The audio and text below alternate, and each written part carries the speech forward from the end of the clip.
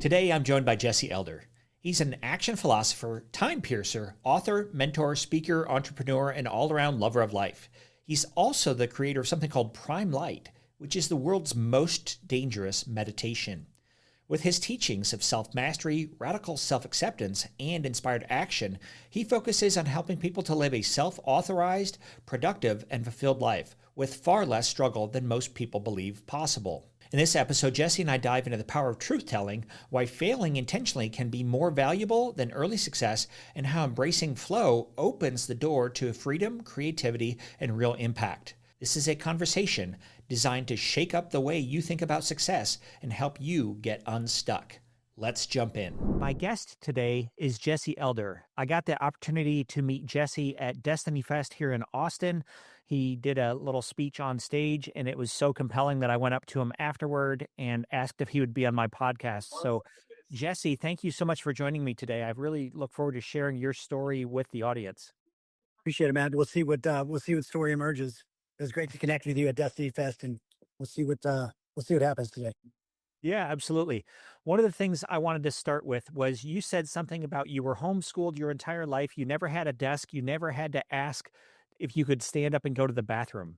Tell me about what that was like and how that's impacted you. That's a good question. I don't know what else to compare it to. So, like, I never had all those experiences, and I think I didn't realize how different that experience was until I started running into my own, issues growing up about, how do I set goals and achieve them, and how do I make things happen, and really had a pretty smooth journey. Like, I'd see something I wanted, I would just go for it, and it didn't make sense to me to ask permission or to, even to tell myself, oh, I don't know. Like, those words just weren't in my vocabulary, and it wasn't until I started encountering the resistance that a lot of other people had, people that I was supporting or people that I was coaching, or even just in casual conversations. And they'd say, well, here's what I want to create, but there's like this unspoken but. And I was like, fucking do it then. Like, let's go. And they're like, yeah, but I can't because of, and there was ghost stories. There's literally nothing stopping them from either doing what they want to do or learning how to do what they want to do or finding out where they could learn how to do what they want to do. And those are the only three things that are stopping people. Either you don't know what you want, you do know what you want, but you don't know how to get it, but you're still not doing it. Like, those are all fixable. Those are all completely solvable problems. So when I began to observe the crazy amount of unconscious inner resistance that people had to following through on their dreams, I began to really research the history of the school system, what it was really designed to create in terms of obedience. And I have many, many, many friends who are phenomenally successful, self-authorized, living meaningful lives, who are also highly educated. So it's obviously not, the same experience for everybody. But I do think it's just wild how many people are still living in a permission-based world. Did you have brothers or sisters that were home with you? Yep. There's 5 of us. So there was no lack of socialization or anything like that. You just would learn from your. That's one of the greatest myths around homeschooling is like, what about socialization? And it's I mean, our family is, we have 7 people in our family, and dogs and cats and goldfish and pythons, and there was never, you're never lonely. But there was also so many other families that we were connected with who were also doing homeschooling. So there's tons of social activities. And there's so many other things. I mean, my experience was martial arts, but I mean, I've worked with and continue to support a number of homeschooling families. And there are so many things that are available. And that's one of the biggest, whether it's a lie or an illusion about, if a kid is homeschooled, then they're not going to be socialized. And it's just absolutely not true. Yeah. Hey, real quick, we're building a community of entrepreneurs helping entrepreneurs. These are people just like you who want to start or grow their businesses and are ready to take the next step. If that sounds like something you want to be a part of, sign up and join us today. You have quite the entrepreneurial background. Take us back to the early days, maybe how you got started in your first business and then what happened from there? Because you've exited it at least once. So let's go back to the early days. Yeah, it never started out as a business. It started out because I was passionate about martial arts, and I took my first martial arts class when I was 9 years old. Uh, Totally fell in love with it. Trained consistently, never missed a week. Was always there. Got my black belt when I was 15. Started teaching, and when I was 17 years old, I was still living at home. And I told my parents this is what I want to do for the rest of my life, and they were like, "Cool." And I spent the next 5 years teaching, learning how to do the basics of business, how to enroll. I was working for my instructor. So I had a great opportunity to learn the skills on someone else's dime by being the best employee that I could be until I outgrew that position and there wasn't another position available for me. So I knew that's when it was time for me to jump out of the nest and do my own thing. I never really cared about business. I cared about people, not that those are mutually exclusive, but it always seemed to me and still does seem to me that money is a byproduct of serving people, and serving people is a natural byproduct of truly unapologetically following your passion. When you follow your passion enough, you become really good at something. And if you're good enough at something that other people want, they'll pay you for it. And then the money is the very final piece of the equation. So never set out to make it a business. I just wanted to basically not have to get another job so that I could keep training and teaching. And it turns out that paid the bills. And then you exited that business at some point? I did. I did. I didn't plan to, but after building an organization, having great business partners, great mentors, we built 8 martial arts schools, and we had a management company that kind of ran everything. We had a consulting company, which I was running. And that probably 2010, 2011, I knew that I was done, but I didn't know what was next. And as it happens sometimes, once you start admitting the truth to yourself about what you're not going to do anymore, things have a way of speeding up. Next thing you know, I'm sitting across from a business partner and saying, "Hey, I'm ready to sell." And he bought, and 3 weeks later, I was out. So it was a very harmonious process, actually. Uh-huh. And so what did you do? Now you have, I'm assuming, a fairly sizable check for your exit. What was next for you? It was definitely a nice check when I got the time freedom to stop running my business. I was able to pay more attention, or chose to pay more attention to the relationship that I was in. I was married for 10 years. And as the martial arts world went away, and I was basically forced to confront the realities of my relationship that was not healthy. It hadn't been for a couple of years, and we had just grown in completely different directions. And it came down to either choosing to stay in the relationship, to live my life, because the two were no longer mutually compatible. There's a lot of things I would have done differently, but I don't regret the decision.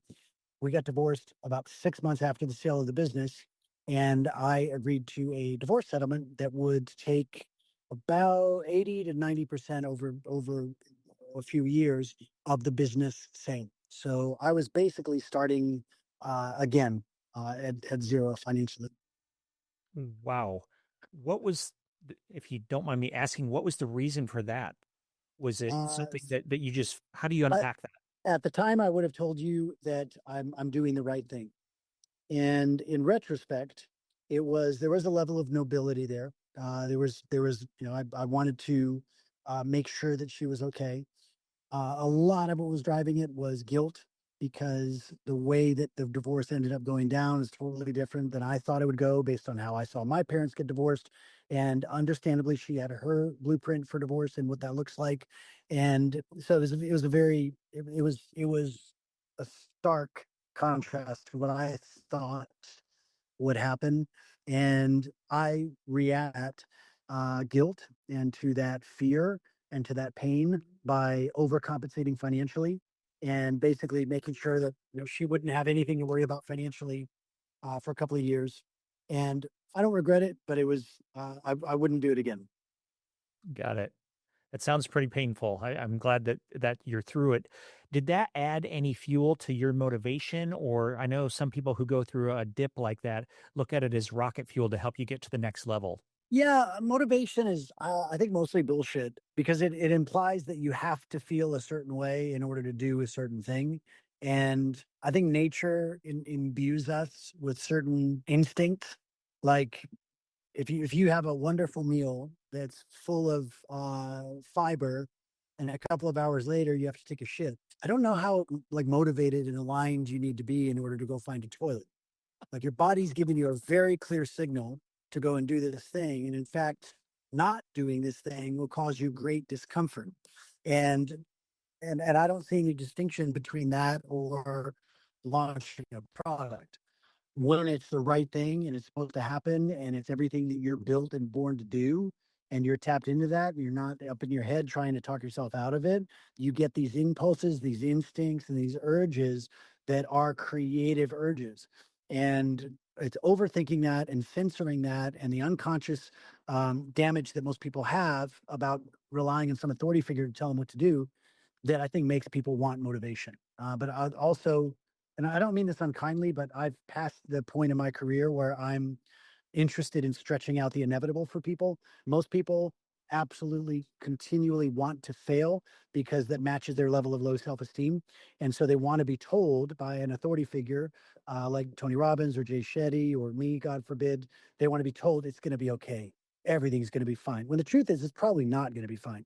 It's probably going to be a dumpster fire unless they tell themselves the truth, level up, get training, quit whatever's stopping them. But very few people are attracted to that message. And the ones that are attracted to that message are the ones that don't have time for personal development because they're too busy doing the thing. Can you give me an example from On which somebody you part?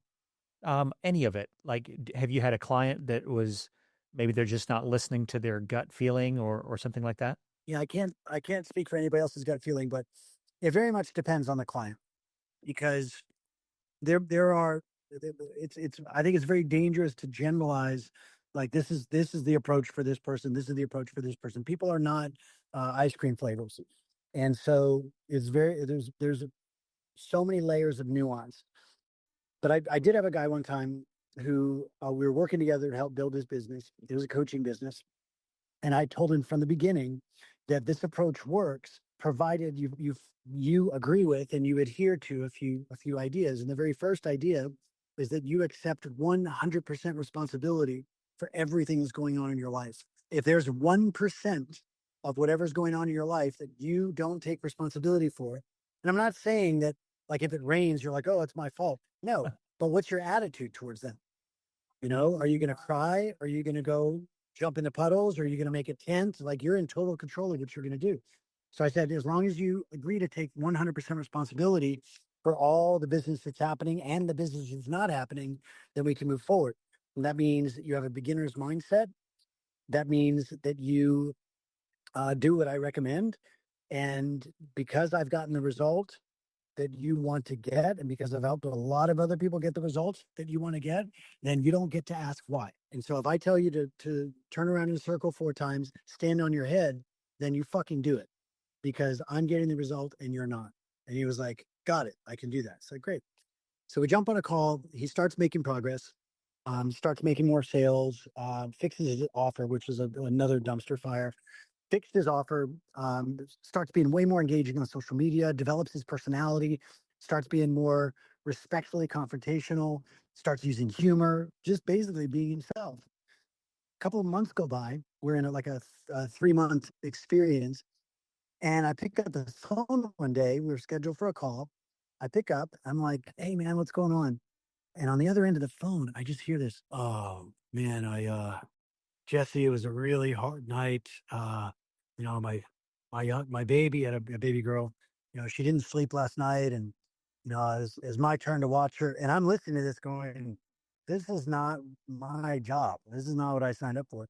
So I hung up on it, and I was like, "Ooh, that was close. Almost got some of that drama attached to me." The victim on you? Yeah, yeah. So then I sat down at the keyboard, started playing some music, get my vibe back up. Phone rings again. It's him. And I pick up and I'm like, hey man, what's going on? He's like, Jesse, I'm fired up for our call. I got some great numbers to report. Really looking forward to this. I said, me too. By the way, who stole your phone? Like, who was that? And he just laughed. And he said, that you hanging up on me was worth the $10,000 I paid you. Wow. Because it made him realize where what he thought were boundaries were more not boundaries. They were unconscious, unspoken preferences that were being completely violated because he hadn't made them real boundaries. And I made it clear to him in the beginning that this is a relationship that's based on 100% responsibility, which means zero victim attitude. And yeah, welcome to life. Like, you're going to get tired. You're going to get overwhelmed. You're going to get stressed. And when you have a job to do or you have a call to jump on, like, don't bring that to the call. And if you can't do that, and we've all been there, I think, then don't do it. Take care of what you need to take care of, and be ready for the reputation hit that that's going to cost you if you keep doing it. But it was in his experience, he said that that was a profound experience. How do you help people shift that mindset? Because I think we've all had bad days where we start feeling sorry for ourselves or whatever's going on. So how do you turn that around? I can't turn it around. All I can do is lay out the path for someone, and if they choose to follow the path, everything works great. If they choose to stop, that's fine. I'm not going to stop. The rest of the clients aren't going to stop. Everybody's going to keep moving forward. If somebody says I can't because, like, I don't entertain that. I'm not a therapist. I'm not interested nor even particularly qualified to help people try and find out the root of all the things that are happening. It just is not it's not useful. I'm not the guy for that. There it comes and goes. There are times that I am more in that realm than others, but not to I've learned not to try and be in a lane that I'm not currently in. So in terms of helping somebody with their mindset, if somebody wants to help their money mindset, this sounds cliche or cruel, but it's just accurate. The best way to change your money mindset is go make a whole bunch of fucking money. And that just eliminates all the excuses. Because if somebody's like, but I don't know how to make money. Okay, well, stop saying that, first of all. Secondly, change it to, like, who else is doing the thing that I want to do? And how can I spend as much time around them as possible so I can see where their standards are different than mine? And that isn't a change in mindset. That's a change in environment. That's a change in your communication standards. It's definitely a change in your social standards. And it's part of the disease of the personal development industrial complex that makes $1 billion a day telling people what they want to hear. There are very few people in the industry who say it like it is, whether or not it's profitable. And so most people are looking for mindset because they've been taught that they need mindset in order to move forward. I'm very blessed and very appreciative that I had mentors early on who were borderline Cro-Magnon level intelligence, who would not talk about purpose and beauty and confidence and kindness. Like, they wouldn't talk. They would just hold the pads and they would look at the pads and, hit the pads, and you hit the pad wrong and they go, do it again. And you hit it again wrong. And they go, You're like, shit, you hit it again. It was less wrong. And they look at you and you're not hitting hard enough. They smack you in the head. That's how I learned mindset. And I'm so thankful that that was the approach that I had, because it wasn't filled with flowery language that people use to mentally masturbate and avoid doing the thing that they actually need to do. That's great. So what are you doing right that most people get wrong? Oh, I'm not doing anything right. I'm happily making way more mistakes than things that work. It's the only way to keep growing. So I will do things that seem to be useful for people and useful for me, but then I'll very quickly get tired of it and I'll break it and I'll go do something else. But that's me. That's what I like to do. I would never ever recommend that there's anything that I'm doing that should be the way that somebody should live their life. I may be an ethical cult builder, but I'm even getting bored of that. Too many people are looking for a place they're basically looking for another breast to feed on, and they just want to be told that they're fine and they're okay and everything's cool.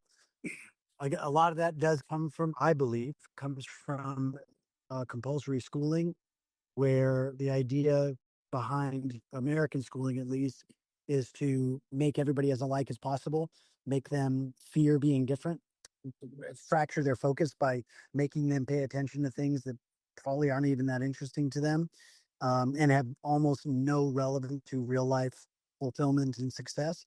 So it does make sense that somebody who went through that meat grinder of a process comes out and is just looking for the next place to plug their umbilical cord back in. I'll admit I got off on that for a while because I was very doubtful of my skills. I was doubtful of my value.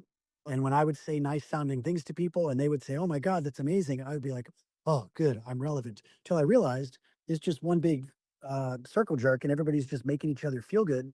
Nobody's actually confronting what's actually wrong. And then I realized that I was out of integrity if I keep doing that. How did you figure out that you were out of integrity? Because I saw people saying, "Oh my God, that's amazing." And I took them seriously. And then I watched as their life continued to flatline, nothing changed. And they'd come back to a talk or back to a video and they go, "Oh my God, that's amazing." I was like, "I don't believe you anymore."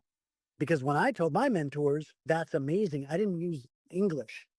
I just showed them my numbers or I showed them the trophy. And that's the difference. I'm not at all in any way claiming to be superior. In many ways, my life is a train wreck from probably what most people would think is a normal, orderly, safe life. But I wouldn't trade it for anything. It's my life.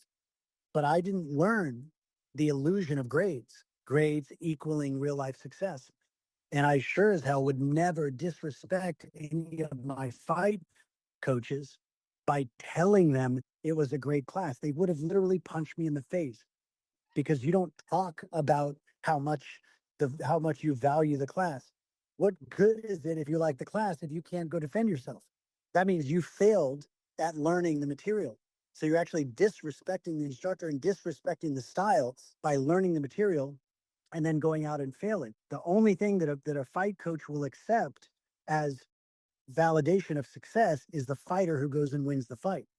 And at that point, you don't need to tell your coach, "Thank you, coach, you did amazing." Your victory is the thank you to a real coach.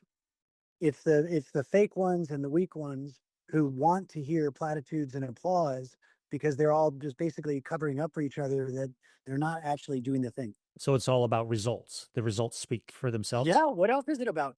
Yeah, the results are the only currency that matter in the real world. Not likes, not comments, not shares, not breakthroughs, epiphanies, downloads. Who gives a fuck? None of that's real until it results in a behavior change that creates an actual solution to a real world problem that somebody's experiencing. Until then, that's it. Like I have removed people from Zoom calls for saying this is so helpful. How is it helpful?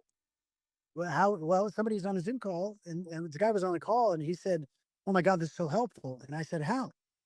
He's like, "Oh, it all makes sense." I said, "But how is it helpful?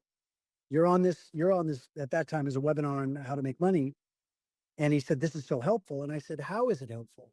He said, "It all makes sense." And I said, "Well, check your bank account. Did you just make another sale because of what I just said?" He's like, "No, but I will." I said, "Stop. You don't do that bullshit on my watch. I'm not going to invite the infection of delusion when we're using clear, specific language to talk about what you're going to do next. I don't care what you're going to do next. So let's not use that was helpful. It hasn't done anything except cost you 27 minutes of your time on a webinar. This has actually cost you. It hasn't helped you one bit. It will when you apply it, but until you apply it, let's not bring this helpful language in. And I'm straining the example a little bit for the purpose of our podcast, but that was the basics. And then he jumped on again a little bit later. He's like, "Oh my God, this is so helpful." And I was like, "Bro, you're not listening. If you use that word again, I'm going to remove you because we don't have posers here. This is for people who are ready to tell the truth about what's working, ready to tell the truth about what's not working, ready to stop doing what's not working, including lying about what's working. So no more helpful. Just be quiet, take as many notes as you need, go apply it." And he's like, "Got it, got it, got it." 5 minutes goes by. "This is so helpful." Like, bing, I kicked him out. Did he get the message? I have no fucking idea. I do know that he never messaged me back. And I do know that there's people who stayed on the webinar because they got it, who screenshotted happy client success stories paired with a screenshot of a client payment that came in and a screenshot of a car that they bought for their 17-year-old daughter. Like, cool. Now we're talking. That's results. Everything else is bullshit. Literally everything else is bullshit until it creates a tangible result. So what are you doing in business now? As little as possible. Little as possible. Do I you- have there's a men's community called Sigma University, which is it's a private invite only community for men who are entrepreneurs, who are family oriented, They don't have to have families, but family values are important. And that we launched that January 1st of last year, and it's been a hell of a ride. So that keeps me just busy enough. There's another co-ed community that I have called the Upgraded Life, which is more conceptual than strategic and tactical, but it is a good entry point for people who are looking to expand on these concepts. Admittedly, I've been a lot tougher on whoever's listening to this today than I am on a lot of my groups, partly because I intend to create a distinction between the work that we're doing in our communities and most of what I've seen out there in the personal development world, where there really isn't an emphasis on results. I do take on a handful of one-on-one clients if it's a very interesting case or somebody that's achieved a significant level of momentum in their life and they're now ready to fine-tune the metaphysics and their mindset. But I don't do mindset and metaphysics until somebody has achieved some material momentum. And I spend a lot of time on my farm, and I spend a lot of time with my dad. How's he doing? I know you mentioned him recently. That's that's irrelevant to this part of the conversation. But thank you. Received. Received. So, what did the results look like in Sigma University? How does somebody show you their results? Good question. There are 7 core concepts that we focus on in Sigma University: vital life force, your physical health and energy, your relationships, very specifically primary relationship if you're in a partnership, your relationship with your kids if you're a father, the money making that's happening, and how genuine to you is that money making? How connected to your mission, your purpose is that money? Then compelling adventures. We live in a drone culture, entertainment sort of addicted, screen scrolling thing, and that's not real life. So getting out in the world and having real life adventures, hopefully risky and dangerous ones that cause a man to stop being so much of a chihuahua and become a little bit more timber wolf, like a man who's actually capable of being. Leadership and influence is a significant component that we look at. Spiritual growth in whatever ways that means for him, and vision building. And so each of these areas are core concepts that all harmoniously work together. When you give attention to one area and it thrives, every other area of your life must improve. If you're having to take energy from one part of your life to give energy to another, then there's an imbalance that's happening. So we measure in terms of the the notes and the affection and the love that these men are making with their wives. We measure it in their teenage son not wanting to talk to them to asking to go on a weekend trip with them. We measure it in gross revenue and margin. We measure it in number of problem clients fired. We measure it in the number of new dream clients that are onboarded. We measure it in their clients, tangible results, measurable results, and on and on and on. That's really impressive. I've never heard of a group like that. That's great. Yeah, there isn't one. It's only one of its kind. It reminds me, they flew a drone into a tornado recently, and which was fascinating because you've got this tornado. We think it's just one big circle, but when they got above it, it actually looked more like a Dyson vacuum where there's a circle, but there's several little circles. And to me, that describes exactly what you're talking about, that there's 7 different components of our life. And if one of them is not working, then the tornado itself would kind of fall apart. And the tornado in this aspect would actually be something very useful and Yep. beneficial. Yeah, that's cool. I think I saw something about that in that video. It's it's it's very much like a symphony, or like like you see a great band on stage and they're all in sync. You don't have the guitar player who's like playing at 147 beats a minute while the drummer is drumming at 180, while the singer is singing at 130. That would be a disaster. So every area of life has to keep up with and fuel and be fueled by every other area. Buckminster Fuller coined a great term called tensegrity, and it might be a little bit of a cliche, nice sounding thing, but tensegrity is basically a structure where when one part of the structure is has stress put on it, the entire structure becomes stronger. Taleb in his books refers to the term anti-fragile being the same thing. It doesn't mean resilient, where you're just like able to endure and withstand. it means you actually get better under pressure. Yeah, I love Buckminster Fuller. I've read several of his books. They're a big read for if some of the listeners haven't read them. There's a lot of big words in there. One of the things that he talks about is a bridge and how you pull tension on it and the cables inside of it, and that's that kind of tension that you're talking That's about. And it exactly it. does. That Yeah, dude, and that's exactly it. Look up a Da Vinci Bridge, which is a very cool structure. It's literally made only of sticks or logs, but they're arranged in such a way there's no nails or wires or hinges or screws or fastenings. It's all just put together like a puzzle.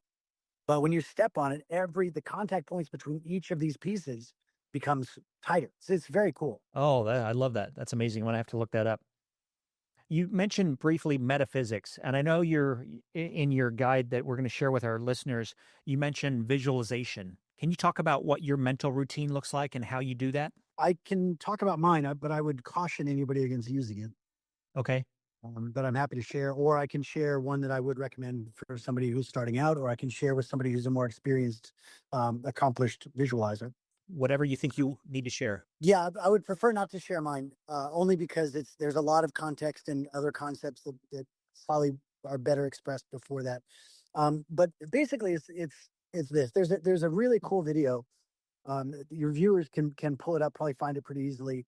It's the Blue Angels. Do you know that the stunt team? I don't mean to diminish their skill. They're fighter pilots, and these guys are in sync. Man, you ever seen these guys or heard of them? What are they? There was a internet lag It's there. yeah, they're called the Blue Angels, and they're Oh really yeah. like Air Force pilots. There's a Yes. really interesting video where it shows all these guys in their flight suits sitting around a conference table, and they've got like a hand on the imaginary joystick, a hand on the imaginary throttle.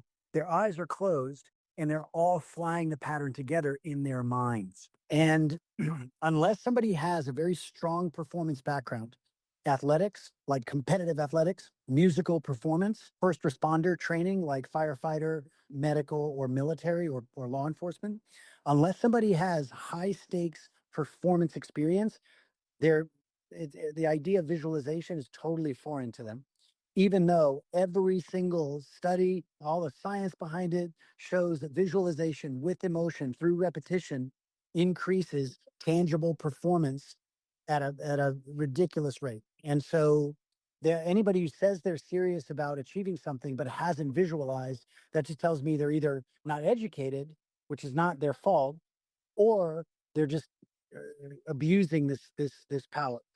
And as a side note, I believe this is why there's so much entertainment in the world, because excessive entertainment, screens, games, especially very visceral, shocking things, violence, pornographic images, all this very intense imagery, it completely retards the human ability to visualize of their own accord.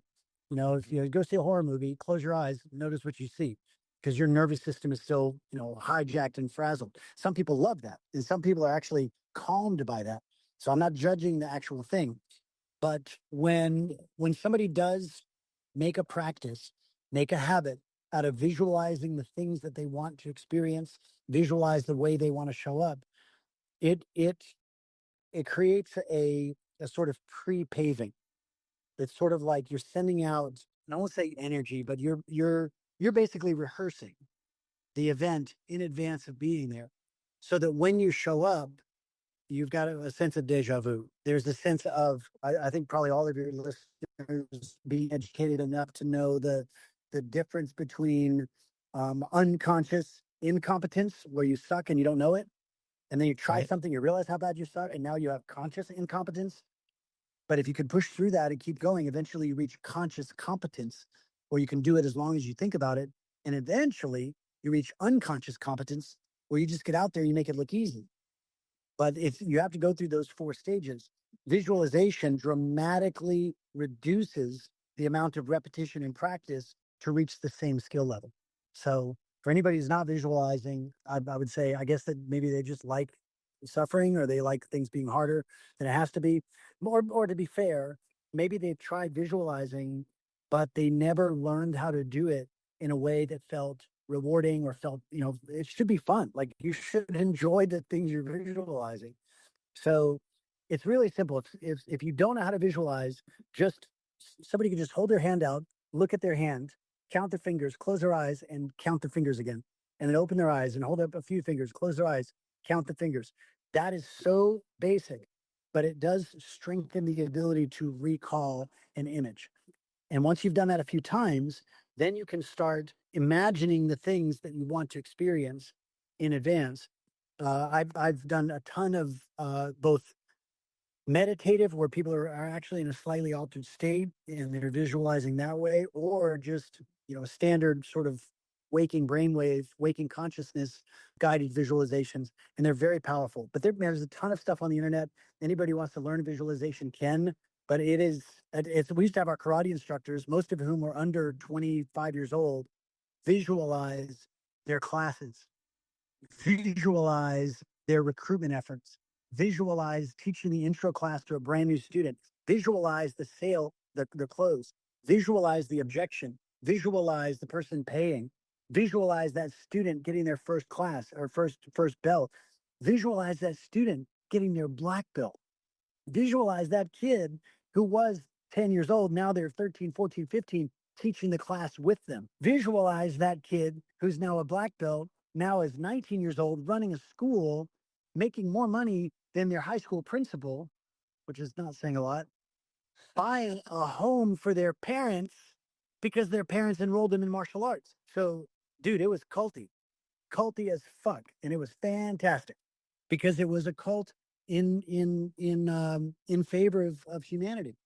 And I demanded so much from the instructors that worked with me, because the only way that they're going to be able to get this programming out of the way and actual have wealth programming is through repetition and intensity. Same way you learn how to do a proper reverse punch, or same way you learn how to do a triangle choke, or same way you learn how to do a jump spinning hook kick.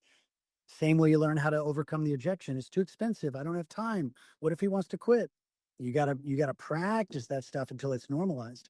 And you do that, you're not surprised when you make more money you've ever made in your life, given everything you did to prepare. Mm. I have seen that Blue Angels video, and it is amazing Isn't it because they are cool? going through. Oh, it's amazing. Yeah, watching them, so you see them jerk. I mean, they're totally into it. I have done a lot of visualization, and I agree that visualization plus emotion is the main thing. A lot of people just think, well, I want to have $1 million, but they never put the emotion into it. They never put the thought, the feeling, the auditory stuff into it, and then they wonder why they don't see it. And the reason is it's like a Yep. flashlight without batteries. You're never going to see, right? The light's never going to light That's up. good.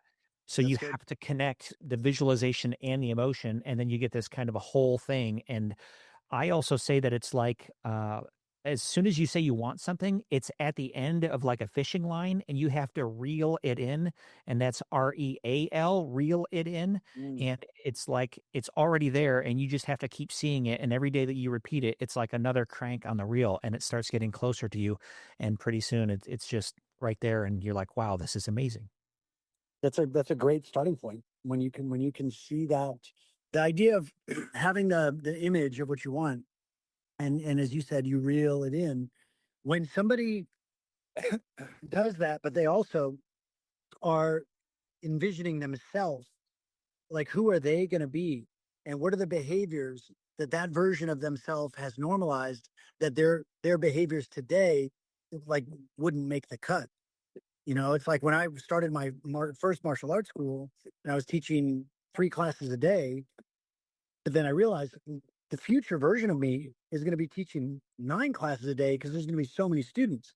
So I can't teach 9 classes. I don't have enough students, but I could teach 3 classes and then put 6 introductory lessons on the books, and then realize, oh, I don't know how to sign people up. So let me learn, put 6 people on the books, and you become that person. And dude, it's like I blinked, and next thing you know, my classes are full because I stopped doing the failure producing behavior of waiting for people to come in. And I started doing the success producing behavior of going out there, talking to people, inviting them to come and try a class. And that's where the growth happens. Not on the, like we talked about earlier, it's not the mindset of like, okay, now I got it. It's like, no, go and make mistakes, go and fail, and then learn from your failures, and get better next time. And then at that point, you can't lose. So you like made space for the other 6 classes The and space was already there because I only had 3 classes for my current students. mhm. It'd be like a chiropractor who, only has, 3 people coming in today. Well, what are you going to do with all the rest of that time? You should be recruiting new patients during every time that you're not treating. You should be recruiting. And same thing for anybody who's operating in the wisdom or knowledge economy. There's a whole other workshop, but there's only 3 components to the business, to your operation. There's the job, there's the business, and there's the busy. And the job is the teaching. The job is the thing that you love to do. It's what people are paying you for. Then there's the business, and the business is only 2 things. It's either scheduling appointments with qualified prospects, or it's having sales calls with qualified prospects. And then there's the busy, which is everything that's not the business or the job. And sadly, that's where most people spend their life, is doing anything but the business. And then they wonder why things are taking forever. That's great. I really love that. As we start to wrap up, what haven't I asked you that you want to share? Man, that's a good question. I think I would just ask the audience, and this is not about me, but I would ask the audience, if they've been listening to this for 45 minutes, what was the thing that you came on here to accomplish? And more realistically, and I don't mean this personally to anyone, but more realistically, what is the thing that you started this podcast to avoid? What's the thing that you had on your list that I'm going to do today? And instead, you found yourself watching this podcast. Now, I don't mean that in any way disrespectful, Matt, to you or to me, but most people consume information as a way of avoiding things that they know they should be doing. Mm. And so when somebody tells themselves the truth, like, oh, yeah, that was a helpful podcast. Oh, shit. No, it wasn't. It wasn't helpful. It wasn't helpful. Okay, well, maybe we've shown a little light and maybe people will tell themselves the truth. Or hopefully, they don't hate you too much because I'm being an asshole, and they could just go, wow, Matt, don't ever have that dude on again. Plus, his cowboy hat's too big for his tiny head. Yeah, that's great. Where should somebody start if this is their first foray into somebody who's as results oriented as you? Where do they begin to make the change? Depends what they want to change, but I would recommend that they specialize. So if somebody wants to improve their health, find the absolute best person to help you with that. Pay them as much money as you possibly can. That way you're committed and you don't back out, and then you get the results. You lose the weight, you build the muscle, increase your energy level, get better sleep, get that result, because that will have a cascading effect in every other part of your life. If you want to improve your business, then find the person who's in your industry, who's getting the exact results in your industry. Specialized coaching is going to be the last form of coaching to die. All coaching is going to die, but specialized coaching is going to be the last soldier to fall to AI. So find somebody who has done what you want to do as specifically, as closely as your exact vision for your life, and do everything you can short of moving in with it. And that's great. Well, Jesse, thank you so much for your wisdom. This has been really great. If people want to get in touch with you or find you, what's the best way to do that? I'm not, well, I'm very intentionally hard to get a hold of, but I'm accessible on social media. Time Piercer on Instagram, all one word, Time Piercer, or Jesse Elder on Facebook. And I really appreciate the time. I am intentionally abrasive because I don't want people to waste their time in hearing shit that they're going to hear anywhere else. I think that we have an urgency that our species is facing right now. And yes, there are things that are happening in the news. And, if it's happening in your town, then don't listen to fucking podcasts. Take cover. But if it's not happening around you, don't give it any attention unless you've already achieved the goals that are meaningful to you, because it's just a waste of time. But it is conversations that stand out. It is conversations that remind people more of what's possible, not in a sugary way, but in a, oh shit, that was uncomfortable and I need to do something different. Like that's what I'm here for. Yeah, I sometimes remind myself that the 6 feet around me are okay right now. So even if things are burning down other places, that's not my neighborhood. That's not my Nope. world. That's not my reality. And we've become so ingrained with looking at the news, and we're wasting a huge amount of our lives just looking at things that aren't even happening in our neck of the woods. Amen. For sure. Amen. And I will say this, I do believe in people's potential. Like, I wouldn't be doing this work if I didn't. If I thought that there was no way that someone can improve the quality of their life, then I wouldn't be doing this stuff. But I do believe I've seen too many people go from being completely physically out of shape, completely heartbroken and lonely, completely struggling financially, to turning all of that around. And so I've seen it happen way too many times to think that that's not possible. Are most people willing to do what it takes? No. And if I can at least help people admit the truth, where somebody says, you know what, I'm not willing to do what it takes. So I'm just going to let go of that dream and I'll be free. Awesome. Like, do that. And then whatever you decide to do, like, be awesome at that. Just stop lying to yourself. And that's my main goal, is just to help people stop lying. Man, that's awesome. That's a great place to end.